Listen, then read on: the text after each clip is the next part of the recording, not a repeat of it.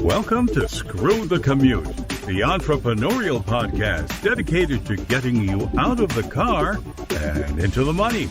With your host, lifelong entrepreneur and multimillionaire, Tom Antion. Hey everybody, it's Tom here with episode 219 of Screw the Commute podcast. I'm here with an old friend of mine, Steve Hart. We've known each other for a long time, and we've created products together and a really cool method we did a long time ago, and can't wait to introduce him to you in a minute. I hope you didn't miss episode 218. We had great veteran Kurt Balish was here. I had met him at the Military Influencers Conference when I spoke up there. He's got this woodworking service, and he helps transitioning veterans figure out what they're going to do when they get out. So check that out at episode 218. Now, we give away a free ebook for just being on the show here. And listen, it's a $27 ebook, but you get it free. It's called How to Automate Your Business. And just one of the tips has saved me 7.5 million keystrokes over many years. So make sure you grab a copy of that at screwthecommute.com/automate free. Screwthecommute.com/automate free. And while you're there, you might as well grab a copy of our podcast app for your cell phone or tablet so you can take us with you on the road. We have all kinds of cool things that'll do, and we have screen captures to show you exactly how to use all the functions at screwthecommute.com/app. That's APP. Take us with you on the road. Now, our sponsor is the Internet Marketing Training Center of Virginia. It's a distance learning school which teaches legitimate techniques to make a great living, either working for someone else or starting your own online business, or both. You can check that out at imtcva.org, and you can learn to live a lifestyle business like I've been doing since, 26 years now. So it's been the best business I've ever been in my 43 years of business. So check that out. And everything we talk about today will be in the show notes. And when you want to go to a specific episode, this is 219, you'll go to screwthecommute.com/ and then the episode number 219. All right, let me bring on the main event. Steve Hart is a professional magician, a speaker, a life coach. He's a mystic and a wizard of self-discovery.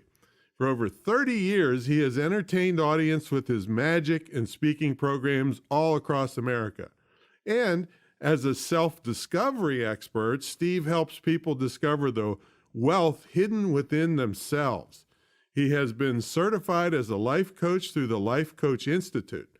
He's a speaker and trainer for corporations, associations, educational institutions, and spiritual groups. Steve, are you ready to screw the commute? How you doing, man? I'm doing great. Yeah. So good to catch up with you. It's been a while. Yes. I think I met you probably about 2005, somewhere in that neighborhood, time. Yeah. So it's been a while. Yeah, it's been a while, and we created that Magic for Speakers product together a long time ago. And right. That was a lot of fun. That brings up a good business point right there. We created a product together, but I didn't have to give him any royalties, and he didn't have to give me any royalties. It was a win-win. It was a clean deal, yeah. So tell everybody what you're doing now. You've got magic and you've got corporate stuff. I mean, is the magic corporate stuff too, or do you do parties, or what do you do with the magic? Well, that's been mine, and probably some of your viewers' greatest burden is our potential. we have so much available to us because of the talents and gifts and strengths that we have. We don't know where to throw our energy. And so, yes, magic has been my mainstay and always will be, and still is today. I still enjoy entertaining, making people laugh, and having a good time. But there have been several other things in my life that have been shown up and have been gifts that I've been able to give other people. And one of the areas is in the area of life coaching and into speaking, which works for me to speak to people. But what I found is that people really don't know what they want or who they are. And so there's a struggle that goes on with this potential within us to say, well, what can I do? Because you in your program, you offer so much freedom, and we're going, now we have this freedom, but what am I going to do? Yeah. What product am I going to promote? And the mistake that people make is they don't do an inventory of themselves. They get a great idea. They see something out there and they go, well, maybe I could do that. Maybe I could do this. I could do this. So I could promote that. And they think it's a good idea. I did this. I was guilty of it. I jumped on the bandwagon for numerous things and thought I could make a lot. Well, I did make a lot of money at it because I used your principles, but it didn't stay. It didn't stay the way I wanted it to because my heart was not in it. And so I'm going back to my point, and that is the fact that you have to do an inventory within yourself and figure out what are your strengths, where are your passions, what is it you really want out of life. Now, when you say do an inventory, are you saying sit down and write these down or just contemplate them? And is this something you can do in an hour, or do you have to really think of it over a period of a couple weeks or months or years or what? It's self-discovery itself is an ongoing event. And yes, you can begin by sitting down and just writing things out, but most people need help. Mm-hmm. Because there are tools out there that will help you discover your strengths and gifts, and that's what I use when I help people with my coaching. And anybody I talk to, I tell them, it's available. A lot of the stuff is available online. Now there's some garbage out there, but there's also some really good programs that are available. And I can't help everybody, and I don't try to. I really have backed off and trying to capitalize this at a level where I could. It's only because I want more freedom. I really don't want to spend all the time doing that with other people, even though I do enjoy it, and I still do. I have some clients that I've had for maybe 3 years, and I'm still on an ongoing basis helping them, progress with their business and their understanding themselves and their frustrations and why is this happening. Here's the thing, if I can just share this with your listeners. Yeah. Half the world sees the world as being friendly, the other half just sees it as being unfriendly, and we have to decide which position we're going to take. Now, if you see the world as being friendly, then you use this gift of influence. You try to influence the world. But if you see the world as being unfriendly, then you begin to try to dominate and use some force energy and tell people what they don't know. And it doesn't work as well as being an influencer. So Mm. what I encourage people to do is, when you know your strengths and your gifts, you become a natural influencer, and life is so much easier and so much more enjoyable. And that's the life I'm living. I'm not making, well, at one time, and as a result of working with you, I made over $200,000 a year at one point. And then all of a sudden it collapsed. And that was fine, because it was a great learning experience for me to actually decide what level of lifestyle do I want to live at and still have my happiness, And so, but the tools that you offer are unbelievable. I mean, well, one thing I learned, when I met you, I think I was spending a lot of money on internet marketing and trying to figure out what that was about. And then we were at National Speakers Association learning how to do that craft. And it was a very interesting time in my life, and I learned an awful lot, spent a lot of money. But I found out over a period of time, it was very difficult for me to keep up with everything that was going on. The whole internet Yeah. marketing thing was changing Yeah. so It changes. fast. Yeah. And then that's why I kept listening to you and trying to keep plugged into what you were offering, because you kept bringing me some balance in what I was experiencing. One of the other things that I experienced in my own self-discovery is what I call synchronicity.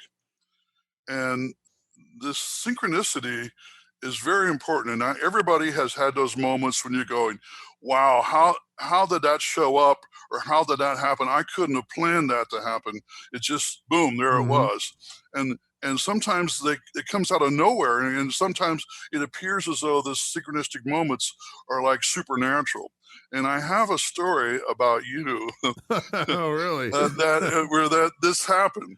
And this is back in 2005. You were advertising your book, Click. Yeah, Click. And Yeah.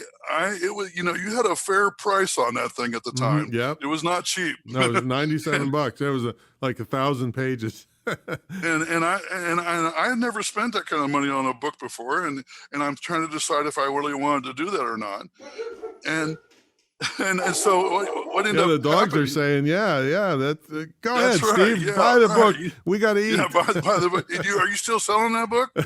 No, it was got to be 1,042 pages, so we started breaking it down into mini books. Right. Yeah. Now you're offering, in bits and pieces, because it was a lot. Yes, I mean, it really, and you probably have updated it too. Since then, too. Yeah. Well, what happened was I was trying to decide if I wanted to buy this book from you, and this lady calls me and wanted me to do a program, a speaking program, and I said, well, I have a conflict, and I said, I think you might want to look at the program. I think you have on your roster a guy named Tom Brighton, and she goes, no, his name is Tom Antion. And I said, what? And I didn't even mention your name. And I go, no, the guy's name is Tom Brighton. He's the speaker from Texas. And I said, you might want to talk to him. She goes, no, I think we're supposed to contact Tom Antion. I'm going, where are you getting? I'm in my mind, where are you getting this? And to me, I looked at that as a sign that I was definitely supposed to buy your book. And when I did, boom, you and I took off together. Yeah. And that's the beginning of what and that's a true story. I never heard that before. Yeah.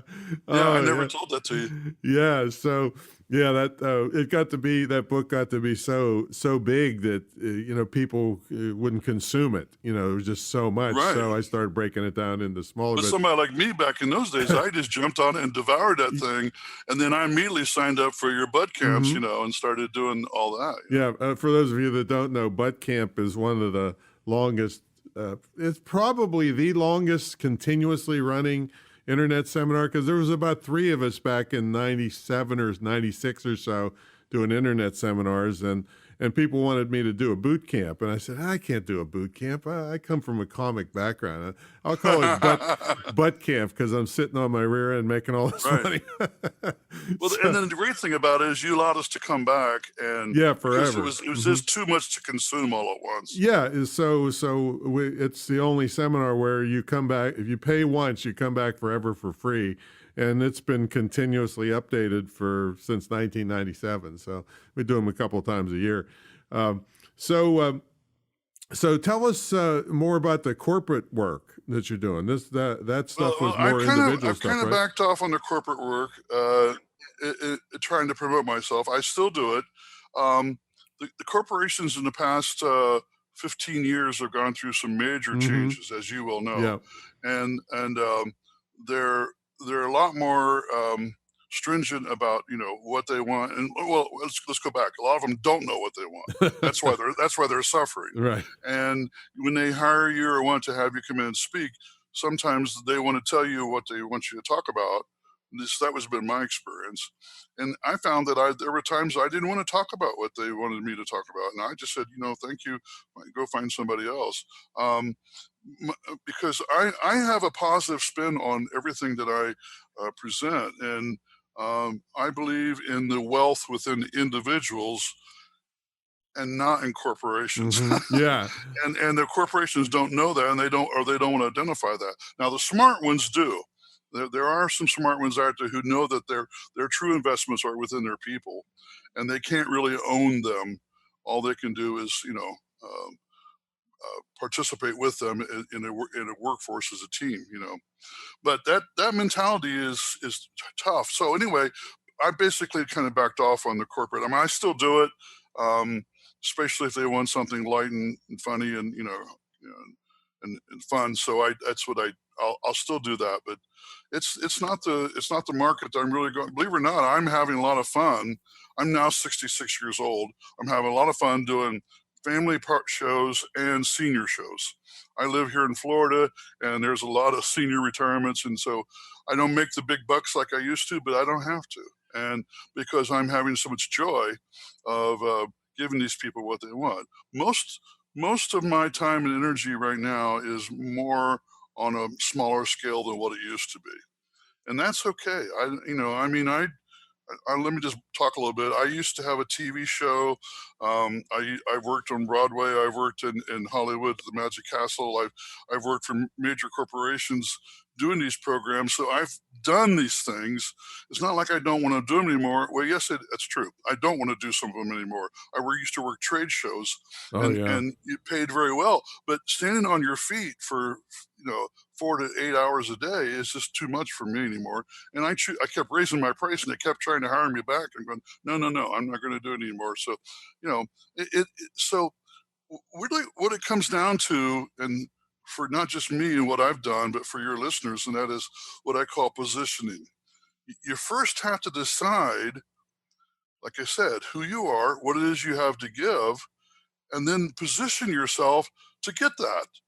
And position yourself where you don't do the things you don't end up doing, the things you don't want to do, because I did enough of that, and I don't want to do that anymore. And so now I'm positioning myself exactly where I want to be. And I remember you talking about the internet, how you just position yourself out on the internet, get in that highway of traffic, and you get you get the business. Yeah, and that's exactly what I did. Yeah, you stand in front of the traffic.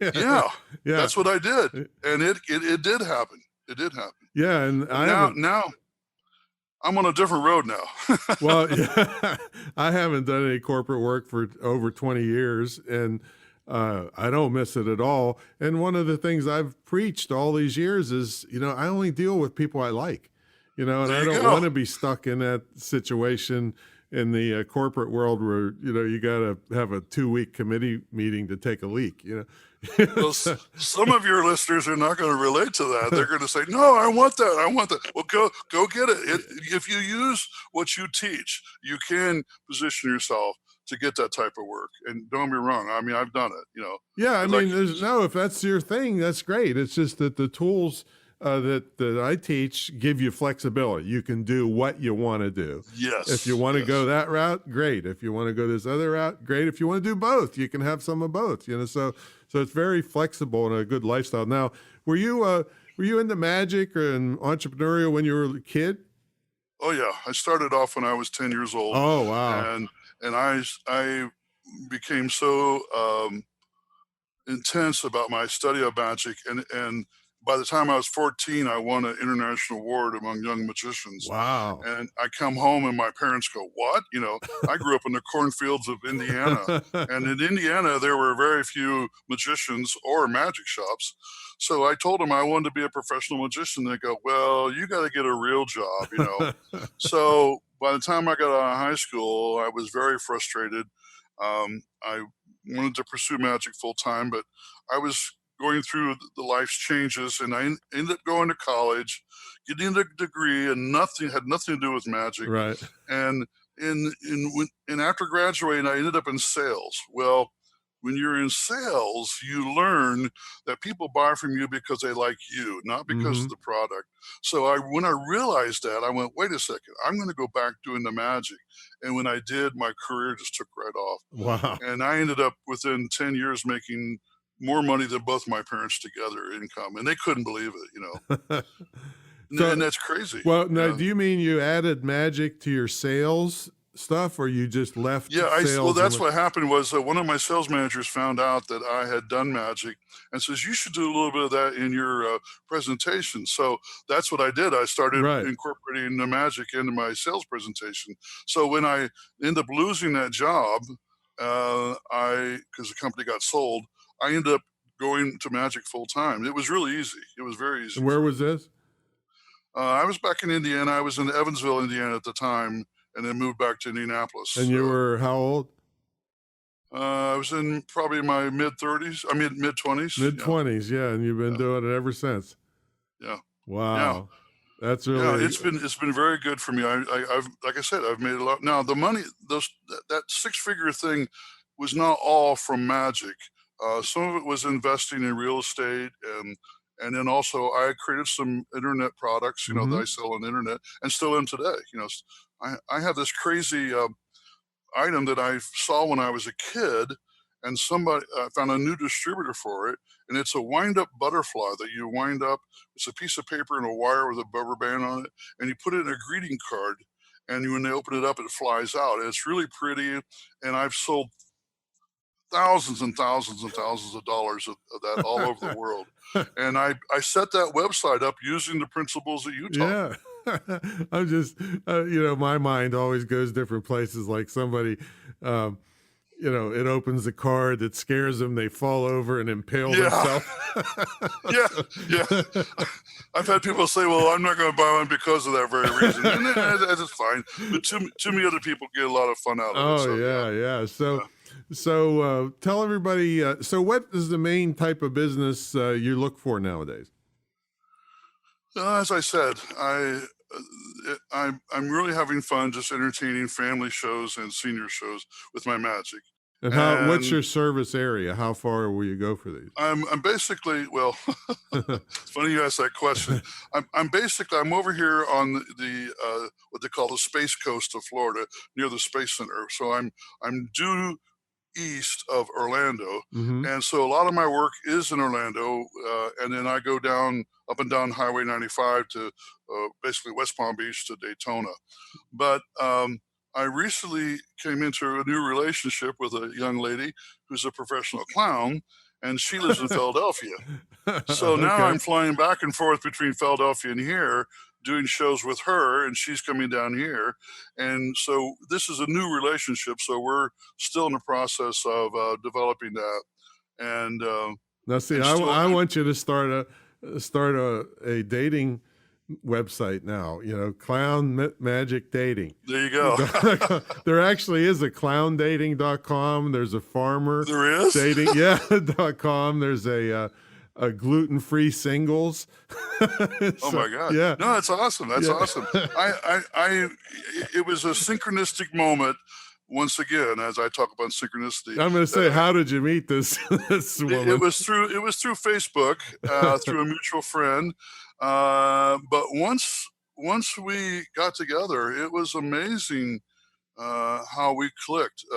And I've never found another woman like her. So wow, I'm very happy about that. So now I'm working a little bit in Philadelphia. I'm working with her. She's already had an established, clowning business up there. She's a retired teacher, and she's very good at what she does. And so it's fun. I'm having fun. See again, my mind is going crazy. Like she's there at the door waiting for you when you come to visit her. Oh, Steve, squeak my nose. I could tell stories, but I won't. You won't. We don't have to make this an explicit episode. So tell us what websites, how do people find you, and all that? Well, you can find me under magicianstevehart.com. Spell that, and Hart is Hart. Hart. Yeah, it's a family name. So it's magicianstevehart.com, right? .com. That's my magic. Can you get the butterfly there? It's flyingbutterfly.com. It's not linked to that page. Flyingbutterfly.com. Yes, all right. Yeah. And what was the other thing you were going to say? Well, I was going to offer this, and I'm a little reluctant to, but that's because here again, in my coaching, I use a self-discovery tool called the Enneagram. Okay. Now, most people have never heard of this. It's that one of those personality. With an E or an I? Yeah, it's an E. ENNEAGRAM. Right. Okay. Enneagram. It means 9 points is what it means. So there are basically nine personalities. There are numerous different personality assessments out there, but this is the oldest one and probably the most has the strongest impact, in my opinion. Now, is Myers-Briggs what when you say there's other personality things? Would that be an example of one? Yes. Yeah, okay. Myers-Briggs. I used to teach Myers-Briggs. Yes. DISC program. That's exactly right. Kind of stuff. You're right. Okay. That's all part of the. I used to teach all of that, but when I found the Enneagram, I kind of pushed those to the side because the Enneagram is more basement level stuff. The ones you described, an individual can change their type. The Enneagram doesn't change. Once you understand who you are, it's basically a foundation to build off of. Okay. And so the Enneagram has become my number one tool. And so I do have a website for that, and I will give you the website for that. And the reason I'm reluctant to give it is because I don't want everybody going there. But I don't know, how many listeners do you have? Well, we get lots of listeners, but I'm not sure how many want to know about themselves. It's probably scare them. Oh, that's all right. Let them spin their wheels and all their money. Because really, what the Enneagram does, it will help you understand who you are and where you want to focus, and why you're compelled to move different directions. So the Enneagram website I have is called EnneagramSecrets.com. So, okay, we'll put that in the show notes so they won't have to worry about spelling it. Yeah, that's cool. Yeah, so we got the what was the butterfly one again? Flying Butterfly. Flying Butterfly, and then we got Magician Steve Hart, HART.com, and then EnneagramSecrets.com. All right, we'll have all those in the show notes, folks. This is episode 219, so you go to screwthecommute.com/219. Steve, thanks so much for taking the time to catch up with me, man. It's always living a great lifestyle, doing what you want, dating clowns. I mean, I've dated a lot of clowns, but they didn't claim it as a profession. They didn't think you were funny. I think you're funny. No, I'm saying they're clowns. So thanks so much, man, and we really thrilled about you living a lifestyle. That's, and I said, you used part of what I do, you use part of what you do. I don't care as long as people are living a lifestyle business. You got it, man. All right, we'll catch everybody on the next episode. See you later. Bye-bye.